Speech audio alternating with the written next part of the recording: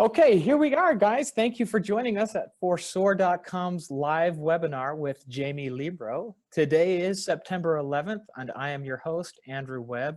I am so excited to be with you, as I know a number of you are excited to hear, not from me, obviously, but from Jamie. This is going to be a fabulous webinar, one we have looked forward to for some time, especially because it's kind of a primer for our huge event coming in October at the Zermatt Resort in Utah, where Jamie and Paul will really dive deep in how to sell with your strengths. This webinar, as always, is for our pro coaches, for those who are anxious to learn and grow and develop. And as you all know, that comes when we engage. And so as always, I'm going to ask, please keep sending your questions. Today may be a little different. I will be facilitating all of your great questions. And if you have one that you are just desperate to ask, that you want Jamie to answer, and if you don't get it, you're gonna die, you can private message me and I will do my best to get it to her. But there's going to be so much we're going to learn today, and it's supposed to be very applicable, and I am so anxious to hear from her. It's a pleasure, Andrew. Hello, everyone. I'm getting all kinds of private messages from some of the Gallup certified strength coaches. Isn't that nice? Nice to you feel like you're part of the community. It's nice to see so many new names. Yeah. Yes, yeah, it's nice to see some new names and people from all over the world sounds like are joining. So welcome, everyone. Look at that. You see Netherlands and Switzerland, Indonesia. You are a world-renowned star. Thank you. Thank you. I'm a woo. I'm a woo achiever. So I'm a competitive woo at that. So you know what? Let's get into that, though. I was going to introduce you, but I think you would be probably far better than I would. Let's talk a little bit about your background and your experience with strengths and how you became or learned this process that we call the strengths movement. Sure, absolutely. So I started my career as a director of an education center in Rye, New York, and being so competitive, I asked them to give me the worst branch of the company they had. And out of 183 centers, they were happy to give me the very worst one. And it took us 2 years, but after 2 years, we were #1. And the big change happened after we read Gallup's book, First Break All the Rules, that talked about stop doing what everyone else is doing, do what you do best. And, you know, so something that my salespeople were forced to do is every day we had to make 3 cold calls per person. And we had this massive company-wide software that would track how many cold calls everyone made every day and the resulting sales. And my people hated making the calls. And everyone we were calling, it was the same leads for 3 years. No one wanted to hear from us. So it was resulting in no sales. And finally I said, well, we're clearly not good at this. And so what are we good at? And we were absolutely fantastic teachers and our clients loved us. So I started to ask, well, who's the best in the company at referral sales? And I just begged and pleaded and just asked if I could just shadow them for a week at my own expense, and just found out that there were systematic things that they were doing to get referral sales. And then I came back and I told my people, I literally symbolically, I ripped up the lead list that we had and told people they never had to make a cold call again as long as I was the manager there. Oh, and they loved you. There were tears of joy, Andrew. Tears of joy. Everyone was excited. And instead, what we decided to do is just a very systematic way of doing referral sales. And it worked for us. We went from having, you know, maybe 1 or 2 new sales a month to having our best day, we had 17 in a day. Oh my gosh. Yeah, and yet what was really sad and funny is my manager would call me every day and she would say, hey, Jamie, I noticed you guys didn't make your cold calls yesterday. And I'd say, no, we didn't make our cold calls, but we got like more signups than the entire rest of the region combined. Right. And she'd say, okay, so you're going to make your cold calls tomorrow? I would say, no, no. And, you know, there's this concept in psychology, cognitive dissonance. It's when you're forced to do something that's so against what you will you believe, sick. And I literally got sick from this interaction I was having with my manager every day. And we were #1 for 6 months, and I switched to work at Gallup because I said, hey, this strength and engagement stuff, I want to work on this the rest of my life. It works. It helps people. It changes their lives. And between switching jobs and starting yoga, I developed acid reflux. Oh. So my symptoms completely went away. And Gallup has done a lot of studies on the link between engagement and physical health. And it's absolutely extraordinary when people are using their strengths in their role, when they feel successful, they feel like they're growing and developed and someone cares about them, it actually makes them healthier people. So I say, I don't think I'm going to go into the medical field because the sight of blood makes me faint, but I can actually make people healthier by improving their engagement and working with them on strength. I believe it. Yeah. I believe that. I've seen plenty of clients who have, and I'm sure most of the coaches have seen that as well. The emotional side, of course, but even the physical side, there is an inextricable and a scientific link, like you said, that really makes a difference in people's lives when they begin to focus on where they're naturally good. Isn't that a wonderful place? And I think that's why you were so excited to find a way to get through these cold calls, which I think everyone on this webinar feels the same. I don't know a lot of people, maybe a few different strengths, people, that different themes that love it. But for me, and I'm sure plenty, those cold calls are scary. Yeah, in the 12 years that I worked for Gallup in sales and different HR roles, I can't say never. The first few years I did cold calling, but in a very specific way, and it worked, really warm calling. But when I was selling strength programs, I didn't make a single cold call. Wow. But at first I did, I started off at Gallup with 0 client lists, 0 connections. So I started I just had a target list of 10 companies, and I took a look at my own strengths. So my technique that we're going to be teaching in October is twofold. One is, how do you use your own strengths to be good at selling, just like I did at my first company. So figure out what you're good at and do more of that. And then the second technique is, how do you figure out what your clients want or your prospects want and adapt your message to their strengths and the way that they want to be communicated with. So let's talk a little bit about that, your time at Gallup. How did you develop this distinct strength-based selling? Because there's a few different formats. How did you develop this two-pronged approach? I think it just happened naturally. My first strategic thinking theme is somewhere around number 14. So I think, I'm an arranger, so I just try a bunch of things, and I have high self-assurance. So I just kind of leap, and if there's no parachute and I get hurt, I say, next time I should have a parachute. So you guys are benefiting from my 12 years of leaping, and I finally found the exact right parachute that we need. So, I just started very organically, where when I was selling strengths to people, the first question I would ask them is, well, what are your strengths? And since I have individualization, I would just naturally start to adapt my message to them. And I use this technique called, it's probably as old as time, need, feature, benefit, where you figure out what people need, and then you adapt the specific features and benefits that your product or service has. And we're going to workshop that. We're going to dive deep into that in October, where we're going to help people think about, well, what needs do their clients have? And what are the specific features and benefits that you would match to each one? And the same thing when you're doing strengths with them. So if I know that you have high communication, then I'm going to tell you stories. If I know you're highly analytical, then I'm going to give you the numbers. And in fact, if you're highly analytical, I'm going to say to you, look, I know since you're analytical, you're not going to make a decision right now. And I expect you to be skeptical. I expect you to ask me really tough questions. Bring them on. It's not going to make me uncomfortable. And people would laugh when I say things like that, because I'm saying the things that they've been hearing as negative critiques for their whole careers. That people in analytical have been told forever, you ask too many questions, you're too skeptical. So when I embrace that and make them feel comfortable and let them know that they could just be themselves with me, then they feel understood, and it completely breaks the ice. And suddenly we're having it moves us forward 6 months in a relationship. You know, 6 months of taking someone out to coffee and having those superficial conversations, I can get there in 5 minutes when I know what their strengths are.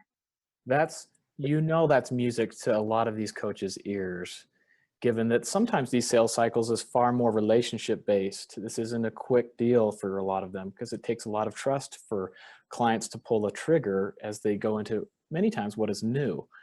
How do you ensure then that when you adapt this language, that you even know what those strengths are? For many of these coaches, they may not even know what those strengths are. Yeah, I think just the knowledge that strengths exist and that people have different communication styles is the key. So another concept that I talk about a lot is the mirror image fallacy concept, that we assume everyone thinks just like us. And a mistake, I've coached hundreds, if not thousands, of salespeople at this point, and especially new salespeople think that there's some magic phrase that they can say and that's going to make the sale. But selling, it's not about some magic thing you're going to say. It's about listening and building trust and waiting until you hear what that need is and finding a need that you can actually help someone develop. So I think that if you just are aware that other people think differently from you, and you stop trying to assume that they want to hear things the way you want to hear them, then you could start asking questions. So if your first question isn't, what are your strengths? If they don't know what their strengths are, then you could just start doing some tester questions. So you can see if someone wants to have a long, drawn-out conversation, or you can start to see if they want to get right to the point. So there's some clues right there.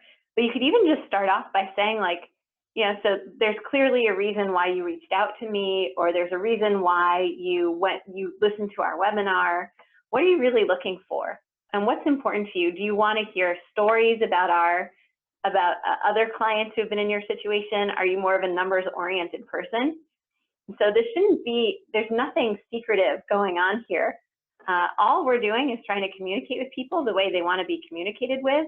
So if you don't have that magic strength formula, just ask them how they want to be communicated with, and let them know, like, their time is valuable to you, and that you want to make sure that you get to do this exactly the way that they want it. I'm assuming that's pretty refreshing in some ways to just get to that point so that they're feeling you're spending their time wisely and you're honoring their time. That seems like you would be writing notes pretty quickly as you're listening to them. Is that right? Yeah, I do. When I look down at my notes after, it's usually gobbledygook, but it's definitely. I'm writing down each one of anytime I hear a need, I'm writing it down, or a concern, and I'm in real time, I'm checking it off or crossing it off to make sure I've addressed all of their concerns and fulfilled all of their needs, or demonstrated how we can fulfill their needs. Joe asks an interesting question in selling, and I will be very honest with everyone right now. And Jamie immediately jumped on this when I said, I have eschewed selling my whole life. And she jumped because she knew she could help me get there. So if that makes you feel any better, for those who feel that way, she's going to help you. If you want to come in October, you'll feel that, or even just today. But Joe asked a good question. What is the most important information they need? How do you combine both the emotional needs with the informational needs? Because both are so important. Yeah. So I think that you just need to do what they call trial closes throughout. So ask them and rephrase a lot. So you can say something as simple as, so what it sounds, let me just make sure I understand you, Andrew. It sounds like what you need is X, and you're also concerned with Y. Is that right? Or is there, and then I'm listening for the yes, but not just whether you say yes, but the way you say yes. So if you say yes, then I'll move on. But if there's a pause and you say yes, then I'll say, that yes sounded like a no. And then the person usually laughs. I'll say, that sounded like a yes, but tell me more about what you're thinking. I think the 3 most powerful words you can use as a coach or as a salesperson is tell me more. And then just leave the silence. as a coach and a salesperson, the hardest thing I had to do with my own personal development was just get comfortable with silence. Because sometimes when you ask, yeah. I was just going to say, we talked a little bit about that last week, that awkward silence we somehow need to learn as coaches and especially as salespeople to embrace that moment. Yeah, because sometimes we think that silence means disagreement, and that's why it feels awkward. But a lot of the times, silence is a good thing. A lot of the time, silence is, wow, you've just asked me something really provocative, and I need some time to process it and think about it. Why is it, in your opinion, after going through this experience at Gallup and having such a unique insight on selling what is such a fabulous content, why is it that there are so many coaches perhaps that are uncomfortable selling? Yeah, that's a great question. And I spoke with over 6,000 coaches during my time at Gallup, and there was a small, I could count on two hands how many people said that they're great at selling and feel really comfortable doing it. So if you're a coach and you're uncomfortable selling, it's not you, and it doesn't mean you shouldn't be in this business. It's perfectly normal. And so what I like to teach people is how to take the same skills and talents you apply in coaching to selling. And I think when people are coaching, even though they're using the exact same techniques of understanding the person, building trust, connecting with them, understanding the need, when you're coaching, you feel like you're helping someone. And so many people, when they're selling, they feel like they're trying to manipulate someone, or they're trying to get someone to do something that the person doesn't want to do or isn't going to help them. And I would never do that in a million years. Like, that's not the kind of selling. I had a friend who joined some weird Ponzi scheme and, was selling like baked goods or jewelry that no one wanted. And it really, that felt really uncomfortable. But anytime I've sold something, the most important thing is I will only sell things that I completely believe will help someone. And so what I help coaches to do, oh, go ahead. Was that? That was one of those pauses. For me, you've nailed what I have always had a hard time with. And I'm sure a lot of these coaches feel that way as well. Despite how much we love this content and we have seen the results, it feels for us, with the certain amount of the kinds of themes we may have, it's hard to push that on people. Help those who feel that way understand why it isn't manipulative, why it's not disingenuous. Yeah, well, and I'm seeing people in the comments that they hate asking about money, they hate talking about cost, and it's all along the same lines, that it's so hard to put a value on a service, and I have a friend who's an artist. She spends months and months painting these pictures, and then how does she put a price on that? So the first thing I teach coaches to do is just build their own confidence and understand how much value they can actually add to a company. So they have to, if you are the product, you need to start by believing that you actually can add that value to a company. And I have 12 years of stories of seeing companies completely change. And Andrew, you had mentioned earlier that Paul had shared with you a story of one of the world's largest hospitality chains. And we went in there with a pretty big price tag and said, hey, you guys have 150% turnover in your call center. And it's going to cost a giant chunk of change to fix that.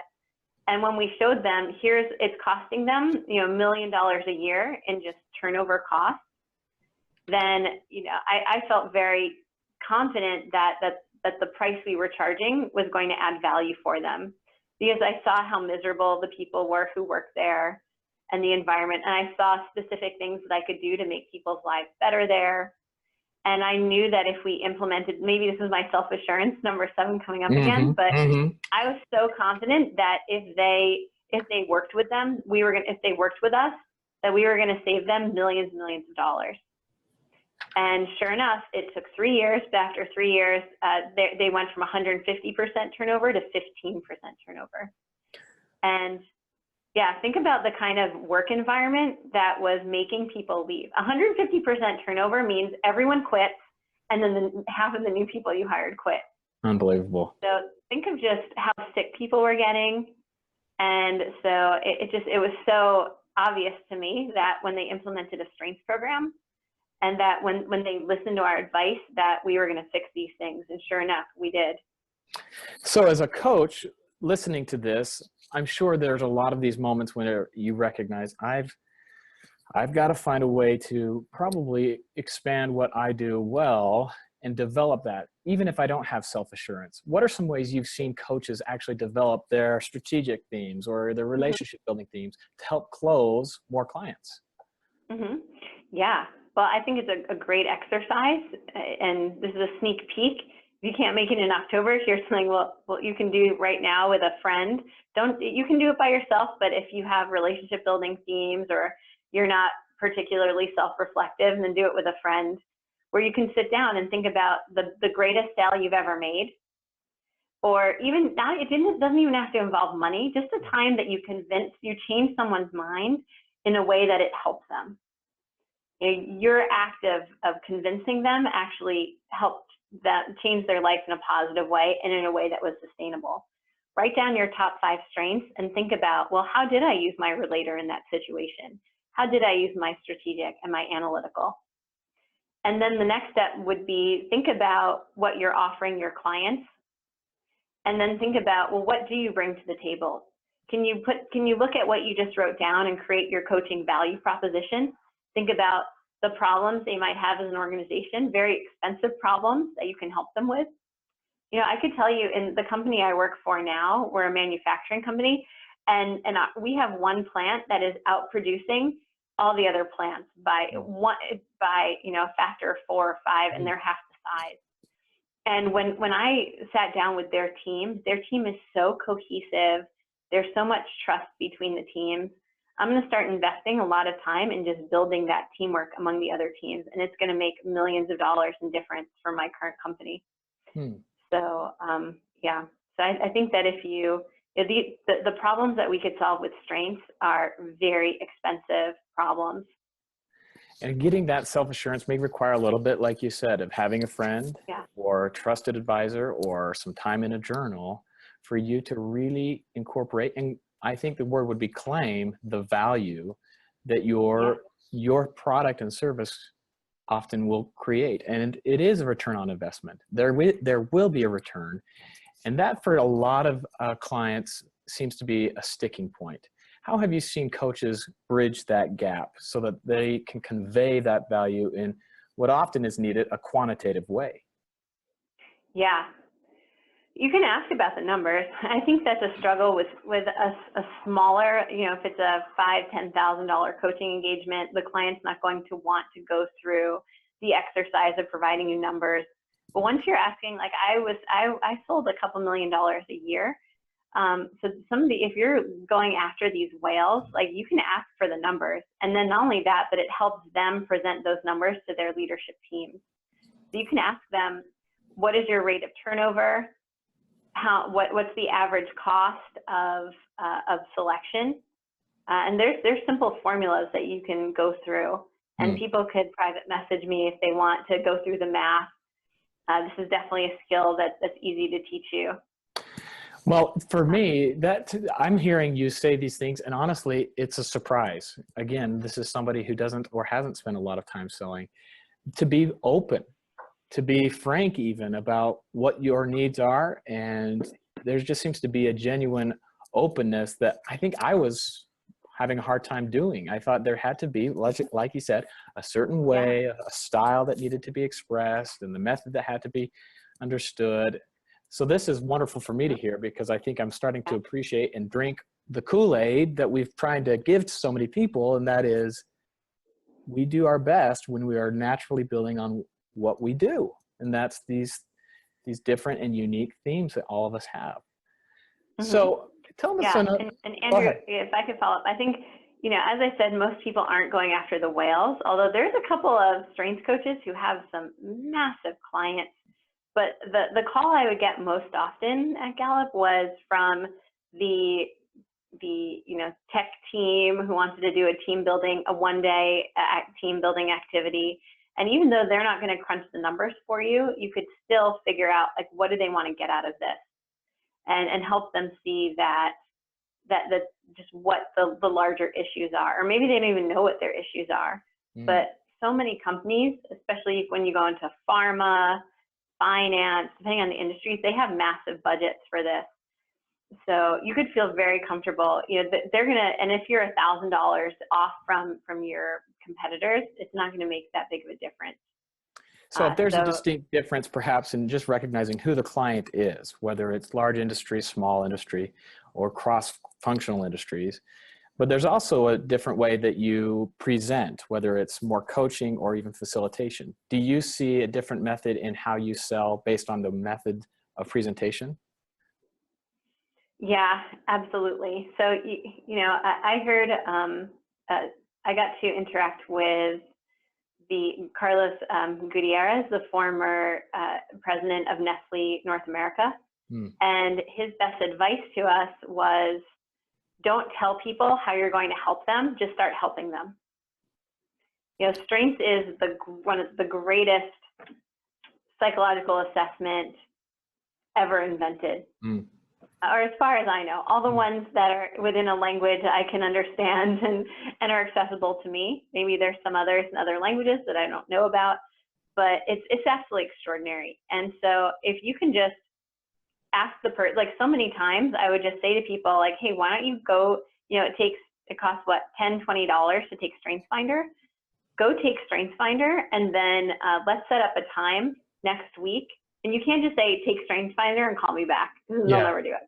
Right. You have to schedule a time and say like, hey, if you haven't taken StrengthsFinder, then take it. It takes 30 minutes to complete. You could take it in any of 30 languages, and let's schedule time Monday at 4 o'clock. And I'm going to just give you a free coaching session. You don't want to give them a free code. You want them to have some skin in the game. They have to make some sort of investment, or it's not going to be worth it for them. But tell them like, hey, the code is $10. My coaching is $500 an hour. So if you go in with the $10, I'll give you the $500 for free. And that's I'll good anchoring. Yes, yes, exactly. And you say to them like, hey, I'll show you in 30 minutes just a glimpse of how I can help you to be better at your role and understand yourself and your ability to build relationships, and give you a glimpse of what that'll be like for your team. You know, like if someone said to me, hey, I've got the best ice cream in the world, I would say, okay, I want to taste it. No, just trust me, it's the best. No, if it's really that good, I want to, you know, and strength really is that good. You know, Q12 really is that good. So I just, you know, when you know that this strengths program you're going to give people, maybe something that would help build people's confidence is just to go out and find, you know, 5 people whose life was actually changed from strengths in some way. I mean, I'm one of those people. I know Paul Allen is one of those people. You know, there's so many people who it's helped. So I think that's a good way to build your confidence and feel more comfortable putting a price tag. Of all the things that we listened to today, that resonates. I think you give them an experience, they'll begin to feel at their core the value. And even if they may be, like we've talked about, super analytical and expect some kind of numbers to justify the investment, they can't deny what's happening within. And I believe everything you just said to me feels like one of the most powerful methods in helping people embrace this strengths movement.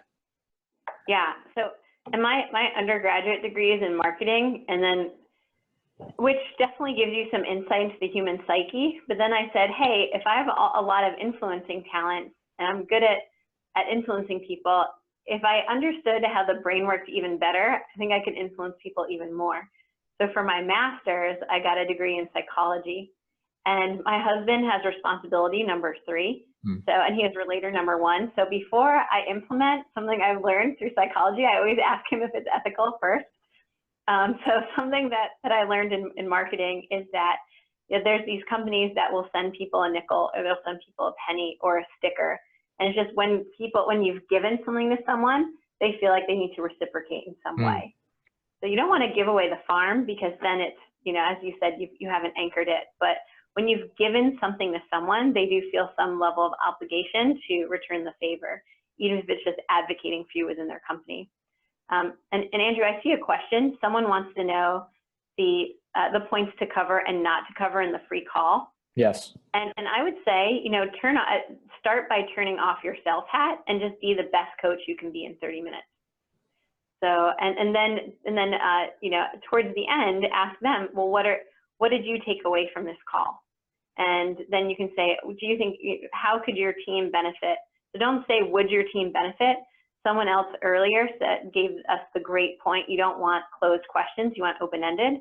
So you don't give them the, would this be beneficial? Because that starts to get into the creepy hard sell. None of the information you will ever get. I have command like number 27 or something. So you will never get the hard sell. I've managed to be the #1 salesperson in my department in Gallup for 6 or 7 years without ever having to do a hard sell, just by really being a better coach and just really trusting people and just saying to them, make sure you leave the last, let them know at the beginning, this is just a mini session. And what you want to have is one nugget, one thing that you tell them where they go like, whoa, that's creepy. People don't know that about me. And you think of that Johari window, like getting into some of those blind spots or the parts that they don't necessarily show the world. And that includes the comment you made about the reciprocity factor. If you give them, yes. Someone wants to know my top 5. Oh, there you go. And it's so fun to see these because it validates everything you're sensing about Jamie, right? Yes. That's so funny. Goals. Achiever, woo, focus, arranger, competition. But when you give them I love that idea, the nugget, you're giving them an experience, a positive experience. And as we've all seen, that light turns on, and it's one of the great things that keep us coming back as coaches to these clients. So I'm going to do this, Jamie. Let me just close. And while I'm closing, I'm just going to ask this question, but I'd love for you out there in the audience to write any other follow-up questions as we kind of go through this last segment, just to make sure we get to some of the major issues you'd like to see. But for these coaches right now who are listening, they have perhaps tried a number of different methods. They're anxious to get more clients.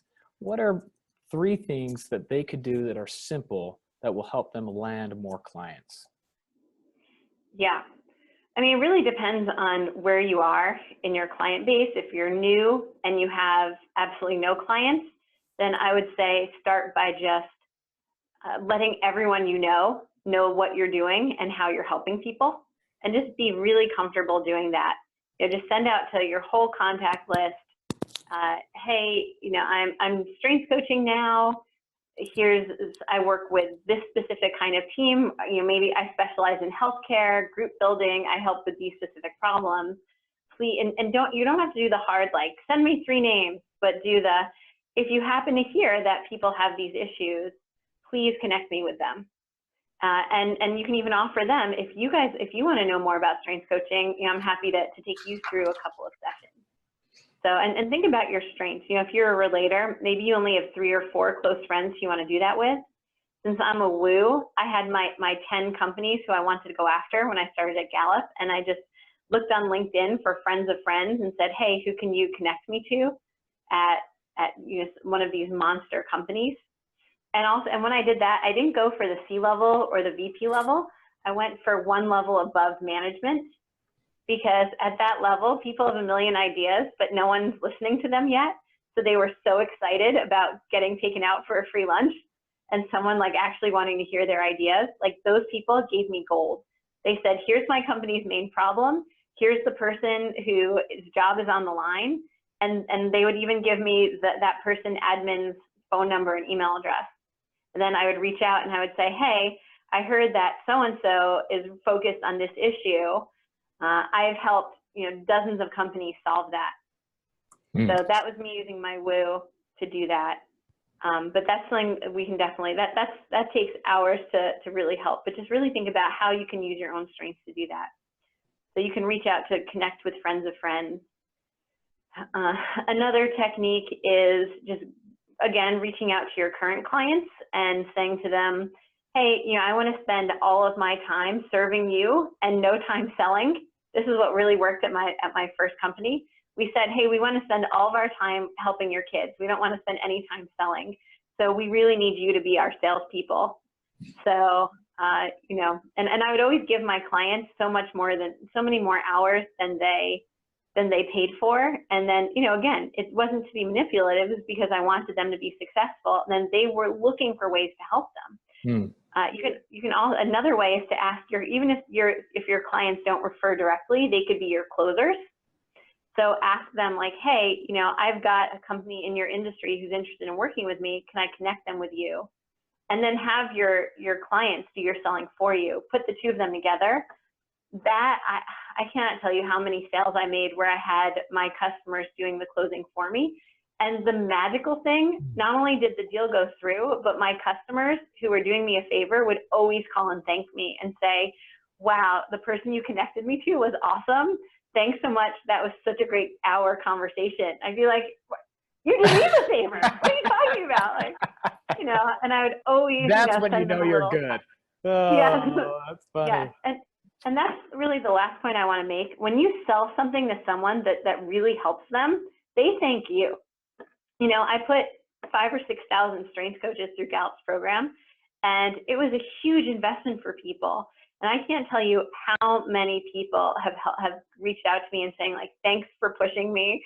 Thanks for getting me to make that investment. Like, it was so great, you know? And so I felt amazing that I had convinced them, and that I had, because I had convinced them to do something that I knew would help them.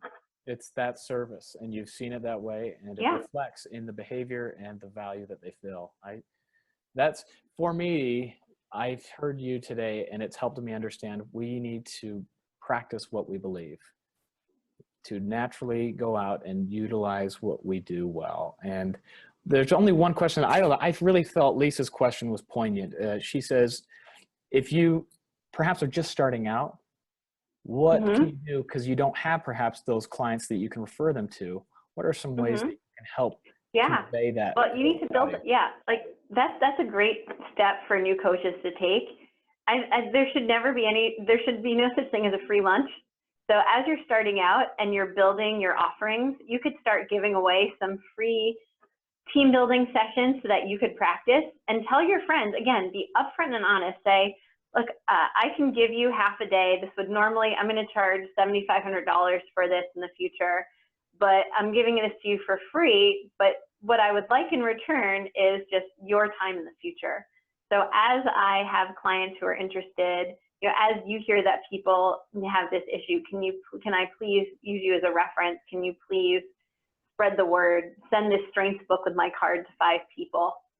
So you could start with your friends and family, and really start to trade favors that way. And it's a good thing for you, because anytime I work for a company, I work for an almost $1 billion company now, and anytime I have a new training program, I get the admin staff together and I do the training on them or the interns. So practicing on your friends and family is great, not only to improve your program, but to start showing people. And again, you've got the best ice cream in the world. Show your friends and family what you can do, and they will start referring you to the people who they know.